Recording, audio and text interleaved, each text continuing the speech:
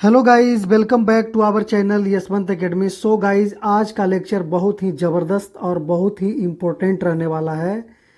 RRB group D paper जो 2025 का हुआ था मेरे भाई, जो पैटर्न था, जो क्वेश्चन था, मैं आपको यहाँ क्वेश्चन भी डाल दिया हूँ और उसी से मिलता जुलता आपके लिए मैं हर क्वेश्चन से मिलता जुलता 2 से 3 क्वेश्चन मैं आपको इस बार लाया हूँ। ये आपका मोस्ट एक्सपेक्टेड रहेगा मेरे भाई, ये आपका मोस्ट एक्सपेक्टेड रहने वाला है। तो आप कोशिश कीजिएगा कि इन पैटर्न को आप समझ लीजिएगा और इनके ऊपर प्रैक्टिस भी कर लीजिएगा।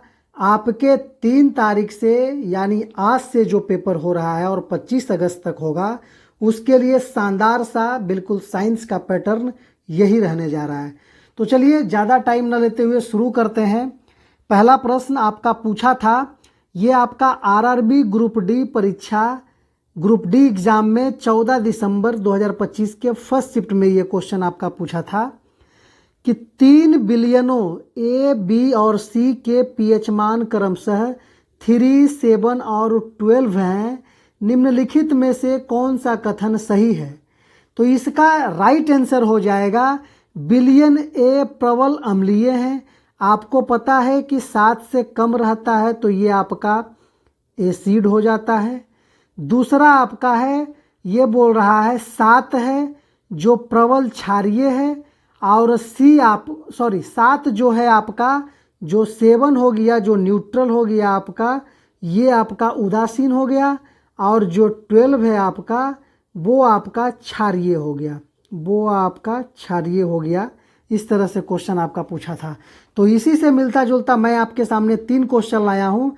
जैसे 4 बिलियनों पी, क्यू, आर और एस का पीएच मान क्रमशः 2, 6, 8 और 13 है।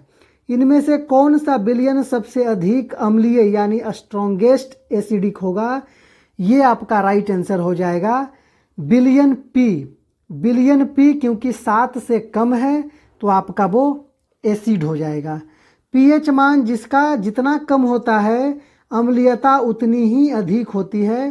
तो सी आपका बिल्कुल राइट आंसर है, और इस तरह का क्वेश्चन आपको देखने के लिए वहाँ पेपर में मिलने जा रहा है मेरे भाई। चलिए थोड़ा सा इस पैटर्न को भी समझना है और आपको कंटिन्यू देख भी लेना है इसको। दूसरा क्वेश्चन आपसे पूछा है, उसी से मिलता जुलता है। शुद्ध जल यानी प्योर वाटर का पीएच वैल्यू 7 होता है।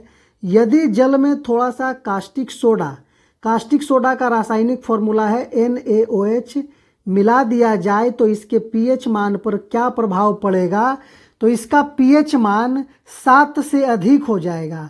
अगर कास्टिक सोडा शुद्ध जल में मिला दिया जाए तो इसका क्या हो जाएगा? पीएच मान 7 से अधिक हो जाएगा। कास्टिक सोडा एक बेस है और बेस में मिलाने पर पीएच क्या होता है? क्षार मिलाने पर, शुद्ध जल में क्षार मिलाने पर पीएच मान उसका बढ़ जाता है। तो इसका राइट आंसर ऑप्शन ए हो जाएगा। इसी से मिलता जुलता आपका तीसरा क्वेश्चन है। 2 बिलियनों एक्स और वाई का पीएच मान क्रमशः 4, 5 और 9.5 है। इन बिलियनों की प्रकृति यानी नेचर के बारे में सही विकल्प चुनिए। प्रकृति कैसा रहेगा? तो आपका एक्स हो जाएगा अम्लीय क्योंकि आपका इसका पीएच वैल्यू 4.5 ही है, और वाई आपका हो जाएगा क्षारीय क्योंकि इसका पीएच वैल्यू 9.5 है। तो एक्स आपका हो जाएगा अम्लीय और वाई आपका हो जाएगा क्षारीय, है ना। तो 4.5 लेस देन 7 लिखा है, इसका मतलब अम्लीयता है। 4.5 7 से कम है यानी ये आपका एसिड है। और दूसरा जो आपका बता रहा है जिसका पीएच वैल्यू 7 से ज़्यादा है, 9.5 ग्रेटर देन 7 यानी 9.5 7 से ज़्यादा है, तो ये आपका हो जाएगा बेस मेरे भाई। चलिए अगले प्रश्न की तरफ चलते हैं। अब दूसरा पैटर्न आपका आ गया। दूसरा क्वेश्चन जो आपका आया था, निम्नलिखित सजीवों में से किस सजीव में अस्थियां होती है जो शरीर की गतिशीलता में सहायक होती है? तो ये आपका ऑप्शन सांप हो जाएगा। इसका ऑप्शन ए बिल्कुल सही हो जाएगा। सांप एक कशेरुकी वर्टिब्रेट जिसको बोलते हैं जीव है, जिनमें एक लंबी रीढ़ की हड्डी और पसलियों जैसी अस्थियां होती है जो गति में मदद करती है। सेम, केचुआ, घोंघा और तिलचट्टा ये आपका है। अगर आपको लगे कि रेंगने वाला जंतु सांप है तो केचुआ भी हो जाएगा, तो नहीं। केचुआ, घोंघा, तिलचट्टा ये सब अकशेरुकी जीव है जिसमें आंतरिक अस्थियां नहीं होती, इसके अंदर भी अस्थि नहीं होती है, केवल और केवल मांस होता है। तो आपका ऑप्शन ए बिल्कुल सही है। और इसी से एक्सपेक्टेड क्वेश्चन यानी मिलता जुलता क्वेश्चन ये है कि निम्नलिखित में से किस जीव के शरीर में अस्थियां नहीं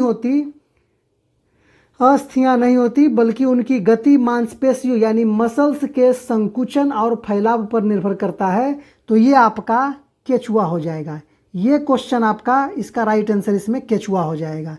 केचुए के शरीर में कोई अस्थि नहीं होती, इसमें केवल मांसपेशियां होती है जो शरीर को लंबा और छोटा करके गति में मदद करती है। इनकी मांसपेशियां संकुचित होती है जब ये आगे बढ़ता है और पीछे से फिर जब ये आगे जाने के क्रम में तो ये पीछे वाला पार्ट थोड़ा संकुचित हो जाता है यानी सिकुड़ता है। तो सेम आपका मिलता जुलता क्वेश्चन है और 2 क्वेश्चन मैं आपके सामने और लाया हूं मेरे भाई। 2 क्वेश्चन, हर क्वेश्चन का आपका 3-3 क्वेश्चन मैं लाया हूं। अगर आपको ठीक लगे, सेशन से फायदा हो जाए, अगर आपको लगे कि नहीं पेपर में ये सब क्वेश्चन आ रहा है तो आप कमेंट सेक्शन में आप रिप्लाई कीजिएगा। मैं आपके लिए हर शिफ्ट का इस तरह से बना करके दे दूंगा। चलिए, अगला आपसे पूछा है तिलचट्टे यानी कॉकरोच के शरीर की गति के संबंध में कौन सा कथन सही है। तो ये आपका सही है। इसका बाहरी कंकाल कठोर होता है कॉकरोच का, जो इसे चलने और उड़ने में मदद करता है। तिलचट्टे में बाह्य कंकाल पाया जाता है जो अस्थियों से नहीं बल्कि एक कठोर परत से बना होता है। तिलचट्टे का बाह्य कंकाल अस्थियां से नहीं बल्कि एक कठोर लेयर से, हार्ड लेयर से बना होता है। तो इसका राइट आंसर ऑप्शन बी हो जाएगा, बिल्कुल सही। अगला क्वेश्चन आपसे मिलता जुलता एकदम क्वेश्चन है कि पक्षियों की अस्थियां यानी बोन्स की क्या विशेषता होती है जो उन्हें उड़ने में सहायता करती है। तो पक्षी का हो जाएगा कि उनकी अस्थियां खोखली और हल्की होती है। पक्षियों की हड्डियां खोखली और वायु गुहाओं से भरी होती है जिससे उसका शरीर हल्का हो जाता है और उड़ना क्या हो जाता है, आसान हो जाता है। तो इसका राइट आंसर ऑप्शन बी हो जाएगा। मिलता जुलता पैटर्न है और सेम इसी तरह से, लेकिन कन्फ्यूजन बहुत ज़्यादा है मेरे भाई। यहाँ तिलचट्टा पूछा था, वो भी उड़ता है लेकिन पक्षी के जैसा नहीं उड़ता है, तो ये भी ध्यान देना। और यहाँ पक्षी है। चलिए, अगला क्वेश्चन आपसे पूछा है, क्वेश्चन नंबर 3 जो पूछा था 2025 का जो पेपर है, निम्नलिखित में से कौन सा तत्व लेड का सही प्रतीक है। सही प्रतीक है तो लेड पीबी को बोला जाता है। लेड मतलब सीसा, लेड का मतलब सीसा। इसको थोड़ा इधर से कर लीजिए, लेड का मतलब सीसा, इधर से। चलिए, लेड का लैटिन नाम पलम्बम है, इसलिए इसका रासायनिक प्रतीक पीबी होता है। चलिए, इसका ऑप्शन ए हो जाएगा। और इसी प्रश्न से मिलता जुलता प्रश्न मैं जो आपको 3 बोला था उसका पहला क्वेश्चन देखिए कि गोल्ड का सही रासायनिक प्रतीक यानी केमिकल सिंबल क्या है। तो एयू सिल्वर को एयू गोल्ड को बोला जाता है, एयू गोल्ड को, एजी सिल्वर को बोला जाता है। चलिए, बाकी आप जीओ और जीडी देख लीजिएगा। अगला क्वेश्चन आपसे इसी से मिलता जुलता जो है, निम्नलिखित में से कौन सा रासायनिक प्रतीक सोडियम तत्व को दर्शाता है। सोडियम का आपका हो जाएगा Na का मतलब होता है मेरे भाई सोडियम, Na का मतलब होता है सोडियम। तो ऑप्शन बी आपका बिल्कुल राइट आंसर है। सोडियम का लैटिन नाम होता है नाइट्रियम, इसलिए Na प्रतीक माना है, लेकिन हम लोग सोडियम को पढ़ेंगे एसओ से नहीं, सोडियम Na से सोडियम उसका सिंबल है, रासायनिक सिंबल है, केमिकल सिंबल। पारा, मरकरी का रासायनिक प्रतीक क्या है। तो मरकरी को बोलते हैं Hg, जिसको पारा बोलते हैं Hg। पारे का लैटिन नाम है क्या हो जाएगा, हाइड्रेजरम, हाइड्रेजरम जिसका रासायनिक प्रतीक Hg है, ये आपका, ये यहाँ से उठाता है हाफ से। अगला क्वेश्चन आपसे पूछा है, निम्नलिखित में से कौन सा मानव में केंद्रीय तंत्रिका का एक भाग है। ये आपका PYQ प्रीवियस ईयर पेपर है, आपका 14 दिसंबर 2025 का फर्स्ट शिफ्ट का मेरे भाई, और इसी से जो पैटर्न मैं आपको बनाया हूँ एक्सपेक्टेड में। तो ये क्वेश्चन था आपका PYQ, निम्नलिखित में से कौन सा मानव में केंद्रीय तंत्रिका तंत्र का एक भाग है। तो ये आपका हो जाएगा मेरु रज्जु, स्पाइनल कॉर्ड। ये आपका हो जाएगा मेरु रज्जु यानी स्पाइनल कॉर्ड। मानव का केंद्रीय तंत्रिका तंत्र दो मुख्य भागों से मिलकर बना होता है, एक ब्रेन से यानी मस्तिष्क, और दूसरा मेरु रज्जु यानी स्पाइनल कॉर्ड से। कपाल और मेरु तंत्रिकाएं परिधीय तंत्रिका तंत्र का भाग होता है। तो ये आपका क्वेश्चन पूछा था। और अगला क्वेश्चन एक्सपेक्टेड जो है, मानव शरीर के केंद्रीय तंत्रिका तंत्र में मुख्य रूप से कौन से दो अंग शामिल होते हैं। कौन से दो अंग शामिल होते हैं, ये हो सकता है क्वेश्चन इस बार पूछ दे। तो ये आपका मस्तिष्क और मेरु रज्जु शामिल होते हैं। CNS का निर्माण केवल मस्तिष्क और स्पाइनल कॉर्ड मिलकर करते हैं। ये आपका बिल्कुल सही है, ऑप्शन बी आपका बिल्कुल राइट आंसर है। अगला दो और क्वेश्चन जो है इस प्रकार है कि मस्तिष्क का कौन सा भाग शरीर का संतुलन यानी बैलेंस और मुद्रा यानी पोस्चर बनाए रखने के लिए जिम्मेदार होता है। तो ये आपका है अनुमस्तिष्क, जिसको सेरिबेलम बोलते हैं, जिसको सेरिबेलम बोलते हैं। अनुमस्तिष्क जो है शरीर के ऐच्छिक पेशियों के संकुचन और शारीरिक संतुलन को नियंत्रित करता है। तो ऑप्शन बी आपका बिल्कुल राइट आंसर है, ऑप्शन बी। अगला तीसरा क्वेश्चन आपका है, मानव शरीर में प्रतिवर्ती क्रियाओं जिसे रिफ्लेक्स एक्शंस बोला जाता है का नियंत्रण केंद्र कहाँ स्थित होता है। तो ये आपका स्पाइनल कॉर्ड में होता है यानी मेरु रज्जु में होता है। अचानक होने वाली स्वचालित प्रतिक्रियाओं यानी प्रतिवर्ती क्रियाओं का संचालन मुख्य रूप से स्पाइनल कॉर्ड यानी मेरु रज्जु के द्वारा होता है। तो इसका राइट आंसर ऑप्शन बी था। अगला क्वेश्चन जो आपका PYQ पूछा था, एक समान वेग के लिए निम्नलिखित में से कौन सा कथन सही नहीं है बोला है। एक समान वेग के लिए निम्नलिखित में से कौन सा कथन सही नहीं है। तो इसका राइट आंसर है v equal to T graph में या फिर v से t ग्राफ में रेखा का ढलान शून्य होता है। ये आपका बोल रहा है। यहाँ बोला है वेग स्थिर और त्वरण शून्य होता है। यहाँ बोला है v और t ग्राफ एक क्षैतिज रेखा है, और यहाँ बोला है v और t के अधीन क्षेत्रफल त्वरण देता है। क्षेत्रफल त्वरण देता है। तो आपका डी ही राइट आंसर है, आपका डी राइट आंसर है। चलिए, v और t ग्राफ के अंतर्गत आने वाला क्षेत्रफल जो है विस्थापन को दर्शाता है, त्वरण को नहीं। और बोला इसमें से कौन सा नहीं है, ये भी ध्यान देना है, नॉट बोला था। तो ये आपका त्वरण को दर्शाता नहीं है, ये आपका विस्थापन को, डिस्प्लेसमेंट को दर्शाता है। इसी से मिलता जुलता क्वेश्चन है, वेग समय ग्राफ का ढलान निम्नलिखित में से किस भौतिक राशि को दर्शाता है। वेग समय ग्राफ का ढलान निम्नलिखित में से किस भौतिक राशि को दर्शाता है। तो ये आपका हो जाएगा त्वरण को, एक्सेलरेशन को दर्शाता है, एक्सेलरेशन को दर्शाता है। v से t ग्राफ की जो ढलान होती है स्लोप, वेग में परिवर्तन की दर यानी त्वरण को प्रदर्शित करती है। ऑप्शन सी आपका बिल्कुल राइट आंसर है। इसी से मिलता जुलता दो और प्रश्न आपका है कि यदि किसी वस्तु का वेग समय ग्राफ समय अक्ष के समांतर एक सीधी क्षैतिज रेखा है तो वस्तु की गति के बारे में क्या कहा जा सकता है। तो इसका राइट आंसर हो जाएगा, वस्तु एक समान वेग से गति कर रही है और त्वरण इसका जीरो हो जाता है। यहाँ एक्सेलरेशन जीरो, जब एक समान वेग से गति कर रहा है कोई वस्तु तो यहाँ त्वरण आपका जीरो हो जाता है। चलिए, क्षैतिज रेखा यह दर्शाती है कि समय बदलने के बावजूद वेग का मान कांस्टेंट यानी नियत बना हुआ है, तो आपका त्वरण यहाँ जीरो हो जाएगा। ऑप्शन सी बिल्कुल राइट आंसर है। अगला प्रश्न तीसरा है आपका, एक समान त्वरित गति के लिए वेग समय ग्राफ का आकार कैसा होता है?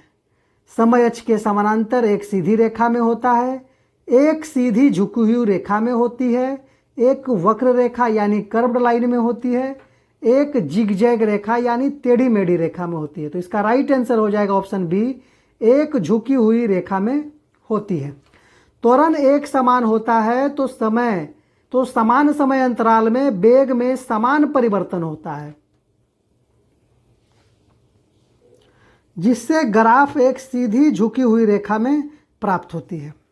चलिए अगला क्वेश्चन आपसे पूछा है, क्वेश्चन नंबर 6 जो PYQ है, निम्नलिखित में से कौन सा उद्योग में अल्ट्रासाउंड का अनुप्रयोग होता है या अनुप्रयोग है?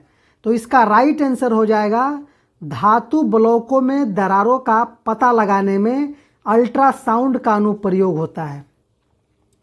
जैसे उद्योगों में बड़े धातु के ब्लॉक, पुलों और इमारतों की संरचनात्मक मजबूती जांचने के लिए अल्ट्रासाउंड तरंगों का उपयोग होता है। उसमें मौजूद आंतरिक दरारों और दोषों का पता लगाने के लिए इसका उपयोग किया जाता है। तो ऑप्शन बी आपका बिल्कुल राइट आंसर है। और इसी से जो एक्सपेक्टेड क्वेश्चन है, पराश्रव्य ध्वनि की आवृत्ति कितनी होती है? तो ये आपका है 20,000 हर्ट्ज से अधिक, 20,000 हर्ट्ज से अधिक होता है आवृत्ति वाली ध्वनि। 20,000 से अधिक हर्ट्ज, 20,000 हर्ट्ज से अधिक आवृत्ति वाली ध्वनि तरंगों को अल्ट्रासाउंड या पराश्रव्य ध्वनि कहा जाता है, जिसे मनुष्य के कान नहीं सुन सकते हैं। मनुष्य का कान सुन सकता है 20 से 20,000 हर्ट्ज तक, ये आपका मैन का है जो सुन सकता है मेरे भाई। चलिए इसी से मिलता जुलता 2 प्रश्न और है, समुद्र की गहराई मापने और जलमग्न वस्तुओं का पता लगाने के लिए किस उपकरण में अल्ट्रासाउंड तरंगों का उपयोग किया जाता है? तो यह आपका सोनार हो जाएगा।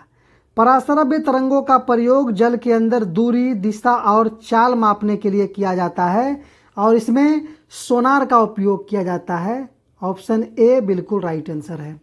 अगला क्वेश्चन आपसे पूछा है, चिकित्सा क्षेत्र मेडिकल फील्ड में मानव शरीर के आंतरिक अंगों जैसे गुर्दे की पथरी और या गर्भाशय का चित्र प्राप्त करने के लिए निम्नलिखित में से किसका उपयोग किया जाता है?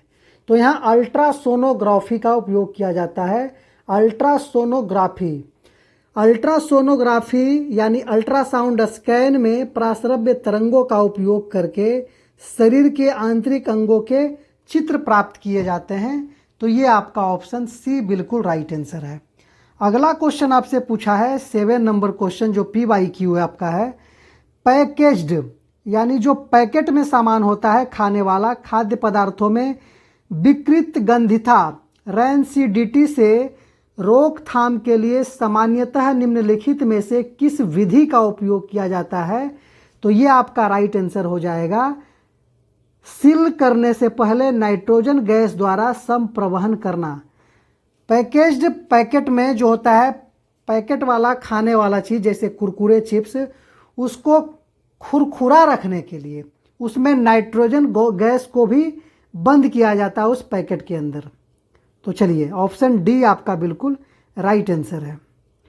नोट यहाँ देख लीजिए, लिखे हैं कुछ, चिप्स आदि के पैकेट में नाइट्रोजन गैस भरी जाती है जो एक कम सक्रिय गैस है। यह ऑक्सीजन को हटाकर खाद्य तेलों और वसा के ऑक्सीकरण को रोकती है, जिससे खाना खराब नहीं होता है और 2 महीने बाद भी क्या रहता है, खुरखुरी करता है। चलिए, और उसी से क्या है एक्सपेक्टेड क्वेश्चन यानी मिलता जुलता, खाद्य पदार्थों में मौजूद वसा और तेल का अपचयन होने पर उनके स्वाद और गंध में परिवर्तन आ जाता है। इस प्रक्रिया को क्या कहा जाता है? उसी से क्वेश्चन मिलता जुलता है। वहाँ था कि आपको विकृत गंधिता से बचाने के लिए उसमें क्या भरा जाता है, तो नाइट्रोजन गैस। और इसमें कह रहा है कि नाइट्रोजन गैस नहीं रहेगा तो क्या फैलेगा, तो ये विकृत गंधिता रैंसिडिटी फैल जाएगा। चलिए, क्योंकि ऑक्सीजन की उपस्थिति में आकर वो खाने वाली चीज़ें क्या हो जाती है, खराब हो जाती है और विकृत गंध प्राप्त मतलब देती है। चलिए, इसी से 2 क्वेश्चन आपका और है। आलू के चिप्स के पैकेटों को खराब यानी ऑक्सीकृत होने से बचाने के लिए उनमें कौन सी अक्रिय गैस, इनर्ट गैस भरी जाती है? तो ये हो जाएगा आपका नाइट्रोजन भरा जाता है। चिप्स निर्माता पैकेट में ऑक्सीजन निकालकर नाइट्रोजन गैस भरते हैं ताकि चिप्स का ऑक्सीकरण न हो सके। तो इसका राइट आंसर ऑप्शन सी बिल्कुल सही है। अगला क्वेश्चन इसी से मिलता जुलता पूछा है कि वसायुक्त खाद्य पदार्थों को विकृत गंधिता यानी रैंसिडिटी से बचाने के लिए उनमें मिलाए जाने वाली पदार्थों को क्या कहा जाता है? तो उसको एंटीऑक्सीडेंट्स कहा जाता है। एंटीऑक्सीडेंट्स यानी प्रतिऑक्सीकारक कहा जाता है। ये नाइट्रोजन गैस जो भरा जाता है, ऑप्शन बी बिल्कुल राइट आंसर है। अगला प्रश्न आपसे पूछा है क्वेश्चन नंबर 8 जो आपका PYQ है, पादपों में बृहत पोषकों की आवश्यकता के संबंध में निम्नलिखित में से कौन सा कथन सही है? तो ये आपका हो जाएगा सही बोला है। तो पादपों की बड़ी मात्रा में बृहत पोषक की आवश्यकता होती है, ये बिल्कुल आपका सही है। बृहत पोषक तत्वों की आवश्यकता पौधों की वृद्धि और विकास के लिए अधिक या बड़ी मात्रा में होती है, जैसे नाइट्रोजन, फॉस्फोरस, पोटासियम, इन सब चीज़ों का पादपों में वृद्धि के लिए बहुत ही ज़्यादा आवश्यक है। तो इसका राइट आंसर हो जाएगा ऑप्शन बी। इसी से मोस्ट एक्सपेक्टेड मिलता जुलता क्वेश्चन आपका है पहला, पौधों के लिए आवश्यक प्राथमिक बृहत पोषक तत्वों यानी प्राइमरी जो है माइक्रो न्यूट्रिएंट्स के समूह में कौन से तत्व शामिल हैं? तो ये आपका हो जाएगा नाइट्रोजन, फॉस्फोरस और पोटेशियम। NPK से याद रखना है आपको। पौधों के लिए प्राथमिक बृहत पोषक तत्व है NPK, नाइट्रोजन, फास्फोरस और K से होता है पोटासियम। चलिए, इनकी आवश्यकता सर्वाधिक होती है पेड़ पौधों को। अगला क्वेश्चन आपसे पूछा है, निम्नलिखित में से कौन सा पौधा पोषक तत्व सूक्ष्म पोषक श्रेणी के अंतर्गत आता है? तो इसका राइट आंसर हो जाएगा Zn यानी zinc. Zinc, iron, copper, manganese आदि सूक्ष्म पोषक तत्व हैं जिनकी पौधों को बहुत कम मात्रा में आवश्यकता होती है। तो इसका राइट आंसर हो जाएगा ऑप्शन सी बिल्कुल सही है। क्वेश्चन नंबर 3 आपका है, पौधों की पत्तियों में पाए जाने वाले हरित लवक यानी क्लोरोफिल के निर्माण के लिए कौन सा बृहत पोषक तत्व अत्यंत आवश्यक है? तो ये आपका हो जाएगा मैग्नीशियम, जिसे Mg से भी डिनोट किया जाता है। मैग्नीशियम क्लोरोफिल अणु का केंद्रीय धातु परमाणु होता है और यह पौधों में प्रकाश संश्लेषण के लिए आवश्यक है। इसका राइट आंसर हो जाएगा ऑप्शन नंबर ए बिल्कुल सही हो जाएगा। चलिए, क्वेश्चन नंबर 9 आपसे बोला है PYQ जो है, पृथ्वी की सतह पर गुरुत्वीय त्वरण फिल इन द ब्लैंक्स द्वारा दिया जाता है। तो पृथ्वी की सतह पर गुरुत्वीय त्वरण ये आपका G=gm/r², ये फॉर्मूला है। इसी के ऊपर गुरुत्वीय त्वरण को हम लोग प्राप्त कर सकते हैं, जहां G आपका है सार्वत्रिक गुरुत्वाकर्षण नियतांक और M है पृथ्वी का द्रव्यमान मास ऑफ अर्थ और R है radius of Prithvi. Radius of earth आपका R है। तो आपका इस तरह से मिलता जुलता क्वेश्चन आपका एक्सपेक्टेड में डाले हैं 3 क्वेश्चन, जिसका पहला है पृथ्वी की सतह पर गुरुत्वीय त्वरण यानी G का औसत मान कितना होता है? तो गुरुत्वीय त्वरण का औसत मान 9.8 मीटर प्रति सेकेंड स्क्वायर होता है। ये तो आप लोग को पता होगा। ऑप्शन ए बिल्कुल राइट आंसर है। और 2 क्वेश्चन और जो है इसी से मिलता जुलता, वो देखिए।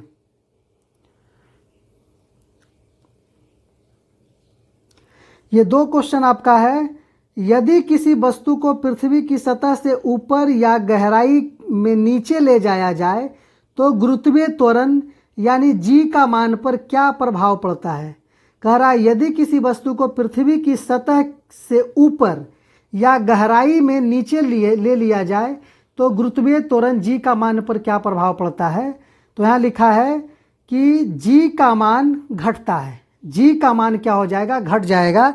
जैसे पृथ्वी पर किसी भी वस्तु का वजन अगर 50 kg है, 50 kg है तो चंद्रमा पर उसका 50/6 हो जाएगा मेरे भाई, ये तो आपको पता होगा। तो उसी तरह से पृथ्वी की सतह के ऊपर जाने या पृथ्वी के भीतर गहराई में जाने पर जी का मान घटता है। आप ऊपर जाइएगा तब भी घटेगा और नीचे आइएगा तब भी घटेगा। क्वेश्चन नंबर 3 आपसे बोला है पृथ्वी के केंद्र यानी सेंटर ऑफ अर्थ पर गुरुत्वीय मान जी का मान कितना होता है।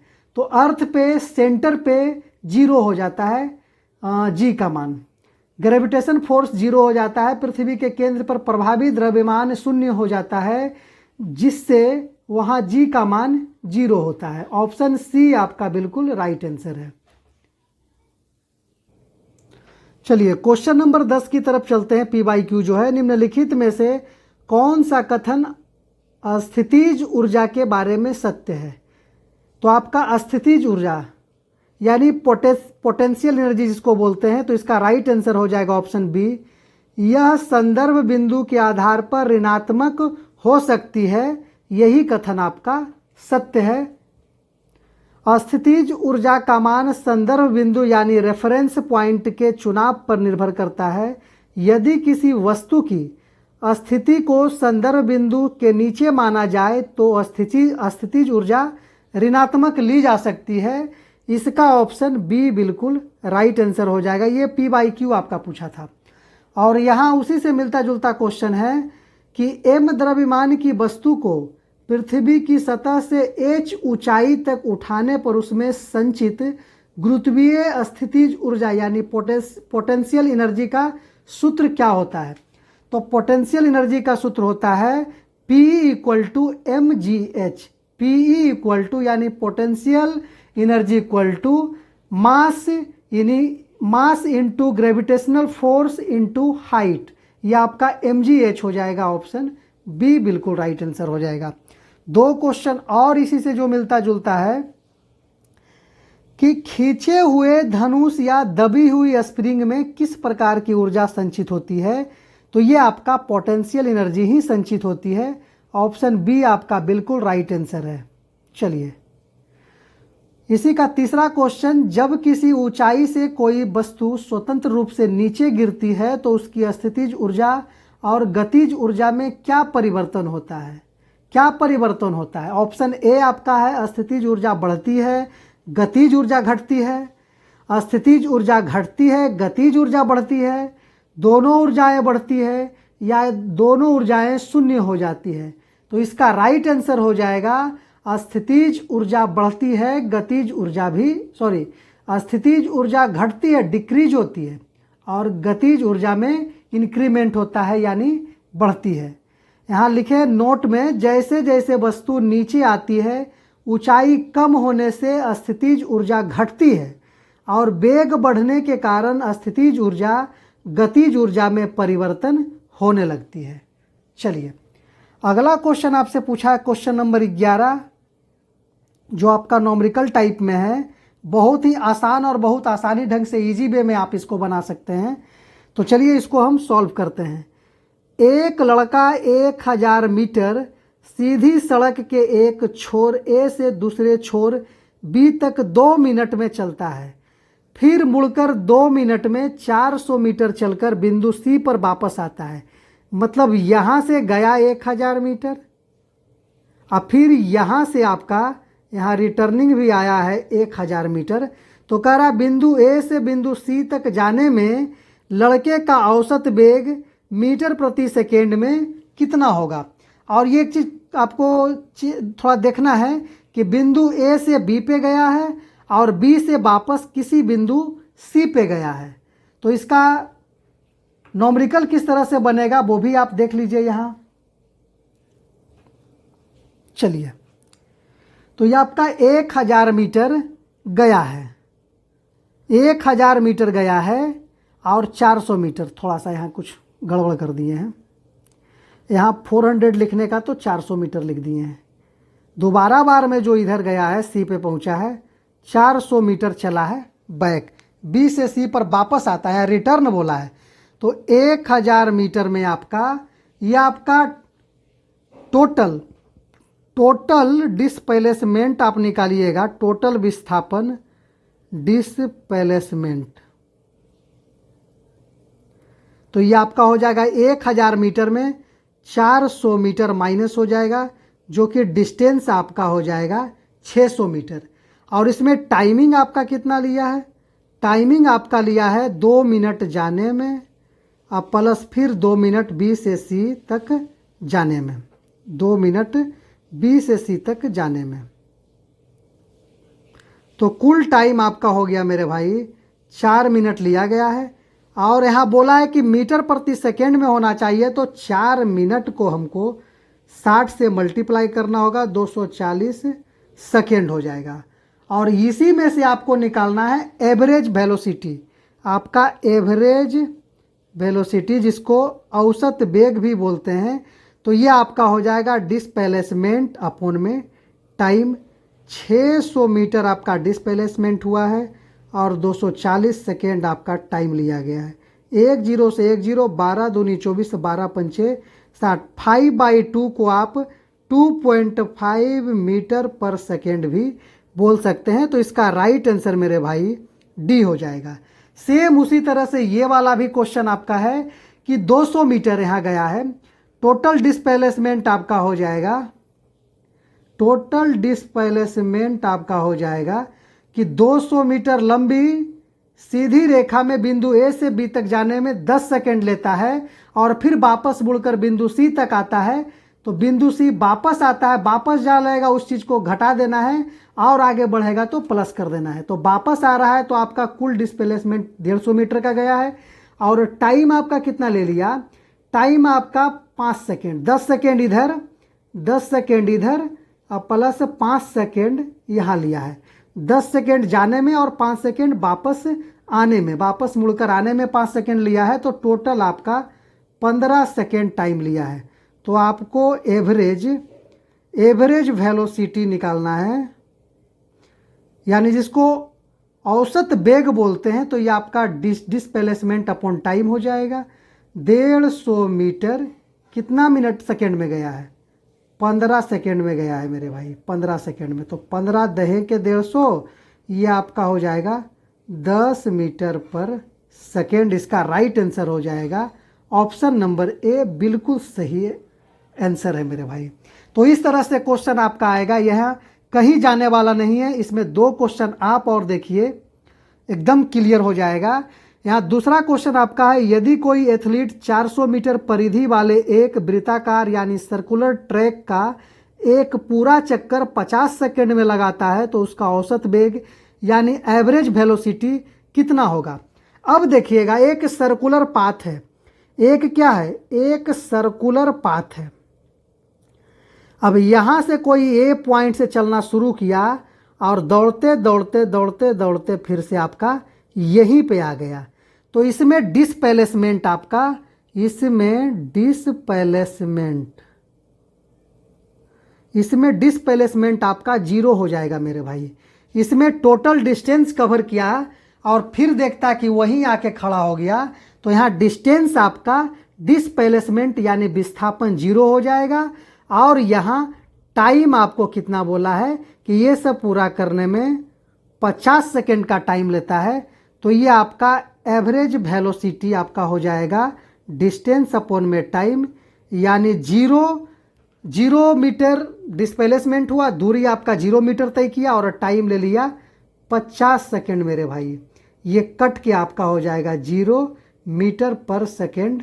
ये राइट आंसर हो जाएगा, ऑप्शन नंबर बी बिल्कुल सही हो जाएगा। अगला क्वेश्चन इसी से जो मिलता जुलता पूछा है कि एक व्यक्ति 50 मीटर सीधी दूरी चलना शुरू करता है और 5 मिनट में पहुंचता है, 50 मीटर बोल दिया, 500 मीटर।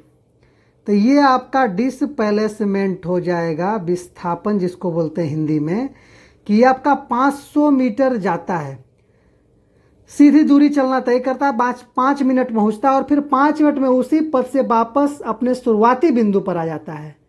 5 मिनट में फिर से वापस अपने शुरुआती बिंदु पे आ जाता है कहीं से घूमते घूमते। तो आपका ये 500 मीटर ये हो जाएगा। इस पूरी यात्रा में उसकी गति क्या रही? तो ये आपका 1000 मीटर हो जाएगा। सर्कुलर में देखिए कहीं नहीं गया, एक ही रास्ता से जाएगा और एक ही रास्ता पे आएगा। और इसमें है कि आपका डिस्टेंस कवर किया है, यहाँ से गया इधर, मान लिया जाए इधर से कुछ होते होते होते होते इस तरह से गया होगा, तो ये आपका यहाँ डिस्प्लेसमेंट काम करेगा क्योंकि दूरी तय किया है, लेकिन सर्कुलर पाथ में ये 0 हो जाएगा, गड़बड़ हो जाएगा। चलिए, और टाइम कितना लिया है? टाइम आपका लिया है 5 मिनट इधर लिया है, और दूसरा आपका 5 मिनट पहुंचता है, और फिर 5 मिनट में उसी पथ से वापस शुरुआती बिंदु पर आ जाता है 5 मिनट में। फिर तो 5 मिनट ये भी लिखेंगे। टोटल ले लिया टाइम आपका 10 मिनट का टाइम लिया है, तो ये आपका एवरेज वेलोसिटी क्या हो जाएगा? तो डिस्टेंस अपॉन में टाइम, डिस्टेंस आपका कितना है? यहाँ एक चीज़ और ध्यान देना है, इसको सेकेंड में बदलना है क्योंकि यहाँ मीटर प्रति सेकेंड में सारा ऑप्शन दिया है। तो 10 मिनट है तो 10 गुने इसको 60 कर देंगे, 600 सेकेंड हो जाएगा मेरे भाई, 600 सेकेंड हो जाएगा। तो थोड़ा सा इसको और नीचे लिखते हैं। चलिए, तो ये निकल जाएगा आपका डिस्प्लेसमेंट है 1000 मीटर अपॉन 600 सेकेंड आपका है, 2 जीरो से 2 जीरो, और आपका हो जाएगा 2 से 2 पंचे 10 और 2 तिया 6, ये आपका आ गया 5/3। ये 5/3 मीटर प्रति सेकेंड आ गया मेरे भाई। इसी को जब आप सॉल्व कीजिएगा, 5 का 5, हाथ में बचा 2, डेसिमल लगा, 2 में डेसिमल लगा तो 0 20 हो गया। 3 को पढ़ेंगे 6 बार, 3 छक 18, फिर 2 बचा, फिर 3 छक 18, 3 छक 18। तो आपको पता है ना कि 2 अंक के बाद अगर 5 या 5 से ज़्यादा है तो दूसरा 2 अंक के बाद तीसरा वाला जो 5 या 5 से ज़्यादा है तो उसके दूसरे वाले अंक में 1 बढ़ जाता है। आपका यही राइट आंसर है मेरे भाई, 1.6767 मीटर पर सेकेंड, यही आपका राइट आंसर है। तो चलिए, आपको सेशन कैसा लगा? अगर चाहते हैं कि इस तरह का सेशन मैं आपके लिए और लाऊं मेरे भाई, तो चैनल को जरूर सब्सक्राइब कीजिएगा, वीडियो को लाइक कीजिएगा, और कमेंट सेक्शन में आप जरूर लिखिएगा कि ऐसा वीडियो और चाहिए, तो आपको यस कमेंट करना है मेरे भाई। धन्यवाद, फिर आपको मिलते हैं अगले सेशन में। धन्यवाद।